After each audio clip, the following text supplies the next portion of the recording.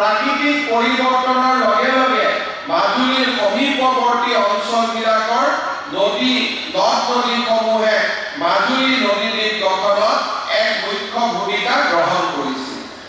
জিলাখনৰ প্ৰাকৃতিক সৌন্দৰ্য সঁচাকৈয়ে অনুপম। ব্ৰহ্মপুত্ৰৰ কেইবাখনো উপনৈ আৰু মৰাসুঁতিৰ প্ৰভাৱত মাজুলী বিদ্যমান। বশিষ্ঠ, গংগা বা তুনি নদীয়ে মাজুলীৰ ভূ-প্ৰকৃতি গঠনত বিশেষ ভূমিকা পালন কৰিছে। জৈৱ বৈচিত্ৰ্যৰে পৰিপূৰ্ণ কহুৱা বন, নল, ইকৰা, খাগৰি, বগৰী উদ্ভিদৰ সেউজীয়া শোভাই এই মাজুলী পৃথিৱীৰ ভিতৰতে এক অনন্য অঞ্চলত পৰিৱৰ্তিত কৰিছে। মাজুলীৰ আন এক পৰিচয় হৈছে ই আমাৰ অসমৰ কলা, কৃষ্টি, সংস্কৃতিৰ প্ৰাণকেন্দ্ৰ। অসমৰ দুজনা মহাপুৰুষৰ সমন্বয়ৰ মণিকাঞ্চন ক্ষেত্ৰও হ'ল মাজুলী। নৱবৈষ্ণৱ ধৰ্মৰ গৰিমামণ্ডিত সংস্কৃতি আৰু মাজুলীৰ ভৌগোলিক ঐতিহ্যই মাজুলীৰ বাবে এক নিজস্ব আৰু সুকীয়া পৰিচয় জগত সভাত দাঙি ধৰিছে। মাজুলীৰ বৈষ্ণৱ সংস্কৃতি আৰু ভক্তি আন্দোলনৰ ধ্বজাবাহক সৰুবৰ প্ৰায় বেলপুৰি সত্ৰই মাজুলীৰ বৈচিত্ৰ্যময় জীৱনক এক আধ্যাত্মিক মাত্ৰা প্ৰদান কৰিছে। মিচিং, দেউৰী, সোণোৱাল কছাৰী অন্যান্য জাতি জনগোষ্ঠীৰ পৰম্পৰাগত খাদ্য সম্ভাৰ আৰু কৃষ্টি সংস্কৃতিয়ে মাজুলীক এক সুকীয়া বৈশিষ্ট্য প্ৰদান কৰিছে। মাজুলীৰ শালমৰাৰ কুমাৰসকলে মাটিৰ বাচন বৰ্তন, টেকেলি কলম, মাটিৰ চাকি তৈয়াৰ কৰে। সত্ৰীয়া সংস্কৃতিৰ চহকী উপাদান মুখা শিল্পৰ বাবেও মাজুলী বিখ্যাত। মাজুলীৰ চামগুৰি সত্ৰই মুখা শিল্পক এক অনন্য পৃষ্ঠপোষকতা প্ৰদান কৰে। মাজুলীৰ আউনীআটী সত্ৰত থকা হাতীদাঁতৰ সূতাৰে বোৱা সামগ্ৰী, পিতলৰ কাঠিৰে নিৰ্মাণ কৰা খৰাহী, বেতেৰে তৈয়াৰ কৰি মাজত গুণাৰ বন কৰা বিচনী, হেঙুল হাইতাল বিলোৱা কাঠৰ শৰাই, সিংহাসন আৰু হস্তশিল্পজাত বিভিন্ন সামগ্ৰীয়ে মাজুলীৰ শৈল্পিক সুষমাৰ উদাহৰণ দাঙি ধৰিছে। মাজুলীৰ অৰ্থনীতিত ধানেই হওক, সৰিয়হ তেলেই হওক, মাজুলীৰ কৃষি অৰ্থনীতিক এক বৃহত্তম অৰ্থনীতিলৈ নিৰ্মাণ কৰিছে।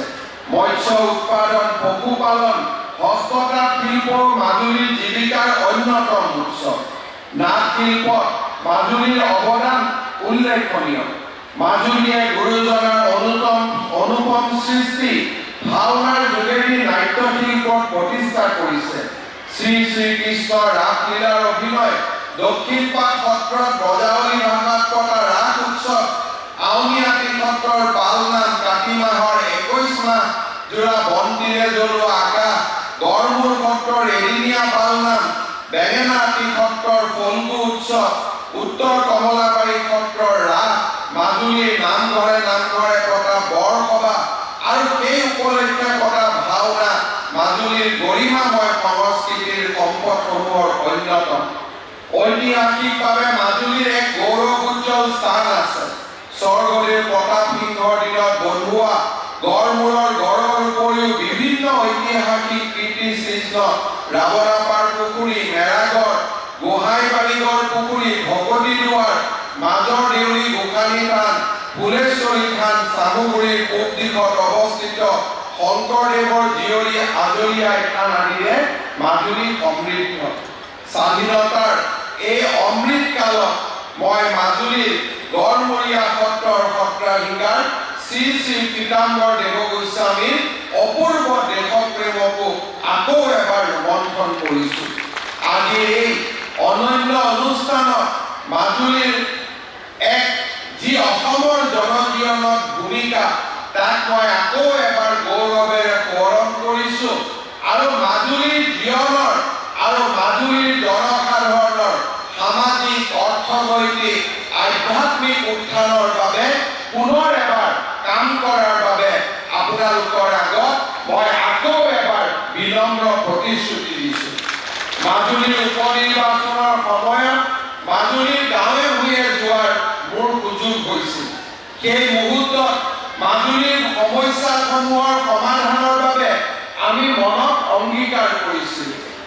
বিভিন্ন সভা সমিতিত ৰাইজে দিয়া ওজৰ আপত্তিসমূহক আমি আওতান নকৰি তাক অন্তৰৰ গভীৰতম কোণৰ পৰা পৰীক্ষা কৰি সেই সমস্যাসমূহ নিৰাময়ৰ বাবে আমি প্ৰচেষ্টা লৈছিলোঁ।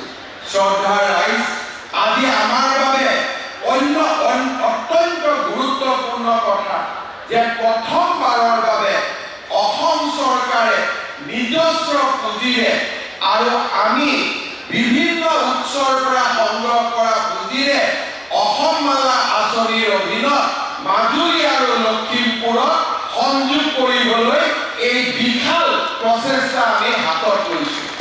শ্ৰদ্ধাৰ ৰাইজ, 694 কোটি টকা ব্যয়েৰে নামনি মাজুলীৰ বালিচাপৰি আৰু লখিমপুৰ জিলাৰ বঙালমাৰা আমি সংযোজিত কৰিম আৰু সংযোজিত কৰা পথ হ'ব, সেই পথ হ'ব আমাৰ নেশ্যনেল হাইৱে ষ্টেণ্ডাৰ্ডৰ, অৰ্থাৎ 4খন গাড়ী একেলগে যাব পৰা, দুইটা ফালে 7 মিটাৰৰ কেৰেট দিয়ে আধুনিক প্ৰযুক্তিৰ প্ৰদৰ্শন কৰা